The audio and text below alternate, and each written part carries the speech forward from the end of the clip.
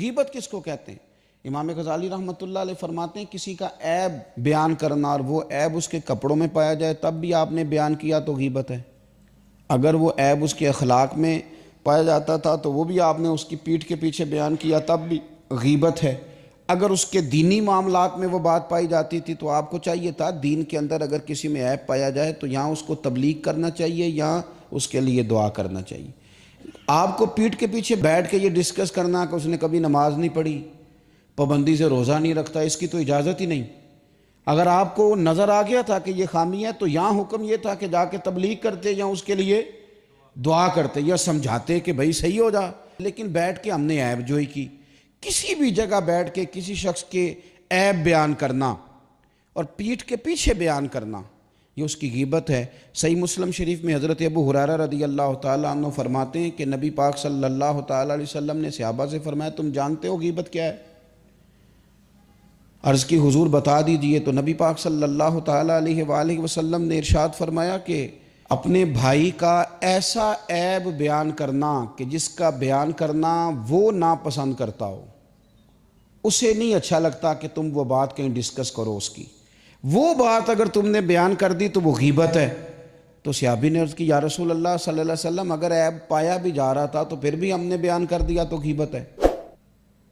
یعنی ہم نے بیٹھ کے ڈسکس کیا کہ وہ بندے میں یہ خرابی ہے تو وہ خرابی ہے بھی، یعنی جھوٹ نہیں بولا، واقعی خرابی تھی تو ڈسکس کر دی تو حضور یہ بھی غیبت ہے؟ تو نبی پاک نے فرمایا یہی تو غیبت ہے، یہی تو غیبت ہے کہ خرابی پائی جا رہی تھی تو آپ نے بیٹھ کے ڈسکس کیا، یہی تو غیبت ہے۔ اور فرمایا اگر خرابی نہیں پائی جا رہی تھی اور پھر تم نے وہ بیان کر دی وہ تو غیبت نہیں، وہ تو بہتان ہے، وہ تو تم نے الزام لگایا، وہ تو بہتان ہے، اس کی تو الگ سے سزا ہے۔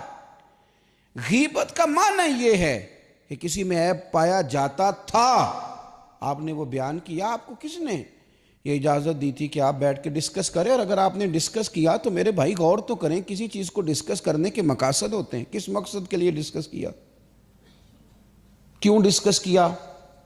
اگر تو آپ نے اس کی اصلاح کے لیے ڈسکس کیا تو پھر چاہیے تو یہ تھا کہ مل کے اس کے گھر جاتے، کہتے میاں یہ عیب ہے، یہ تیرے لیے ٹھیک نہیں، اس کو درست کر۔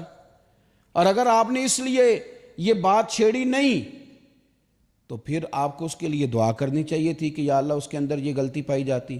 یہ جو آپ نے دوسرے ساتھی کے سامنے اس کا وہ عیب بیان کرنا شروع کیا، مقصد کیا ہے سوائے اس کے کہ آپ لوگوں کی نظروں میں دوسروں کو گرانا چاہتے ہیں؟ ہمارے محدثین فرماتے ہیں کہ یہ جو اتنا سخت حکم لگایا گیا نا، قرآن پاک نے کہا جس نے غیبت کی اس نے مرے ہوئے بھائی کا گوشت کھایا، اور حدیث میں فرمایا گیا کہ غیبت زنا سے بھی زیادہ برا کام ہے، زنا سے بھی زیادہ۔ یہ کیوں کہا گیا؟ غیبت کی اتنی مذمت کیوں کی گئی؟ میرے نبی پاک علیہ السلام نے کعبے کی طرف دیکھ کے فرمایا تھا، ترمذی میں موجود ہے، فرمایا کعبے تیری بڑی عزت ہے پر میرے مومن کی عزت اللہ کی بارگاہ میں کعبے سے بھی زیادہ ہے۔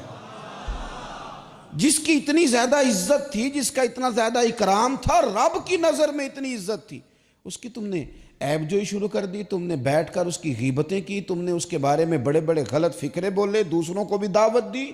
تمہارا ذہن تو اس کے بارے میں خراب تھا ہی، بہت سارے لوگوں کا ذہن خراب کر دیا اس کے بارے میں جس کی عزت رب کریم کی نظر میں کعبے سے بھی زیادہ ہے۔ اور حضور کی نظر میں کیا عزت ہے؟ میرے کریم محبوب نے فرمایا جس نے میرے مومن کو تکلیف دی اس نے مجھے تکلیف دی۔